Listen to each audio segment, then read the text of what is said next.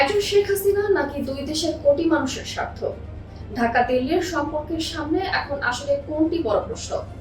শেখ হাসিনার ভারতে অবস্থান এবং তার প্রত্যর্পণের দাবি গত 2 বছর ধরে বাংলাদেশ ভারত সম্পর্কের সবচেয়ে স্পর্শকাতর ইস্যুগুলোর একটি। বাংলাদেশ আনুষ্ঠানিকভাবে তার প্রত্যর্পণ চেয়েছে, আর ভারত জানিয়েছে বাংলাদেশের অনুরোধ তারা পেয়েছে এবং বিষয়টি নিজেদের আইনি প্রক্রিয়া অনুযায়ী পর্যালোচনা করছে।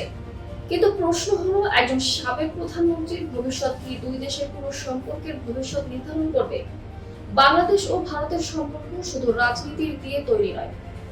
দুই দেশের মধ্যে রয়েছে দীর্ঘ সীমান্ত, বাণিজ্য, পানি বন্টন, যোগাযোগ, জ্বালানি, নিরাপত্তা এবং আঞ্চলিক ভূরাজনীতির মতো বহু গুরুত্বপূর্ণ বিষয়।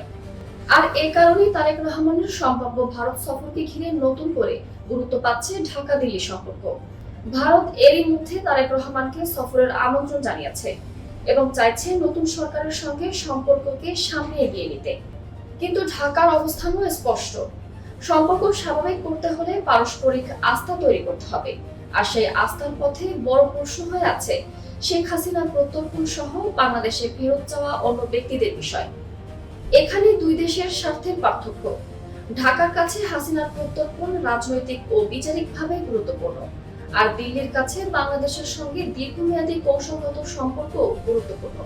তাহলে কি হাসিনা ইস্যু বাদ দিয়েই সম্পর্ক এগোতে পারে দুই দেশ? সম্ভবত সেটি এখন সবচেয়ে কঠিন কূটনৈতিক সমীকরণ। কারণ হাসিনা ইস্যুতে অগ্রগতি ছাড়া ঢাকার রাজনৈতিক চাপ কমবে না। আবার শুধু এই একটি ইস্যুকে কেন্দ্র করে সম্পর্ক আটকে রাখাও বাংলাদেশের দীর্ঘমেয়াদী স্বার্থের জন্য সহজ সমাধান নয়।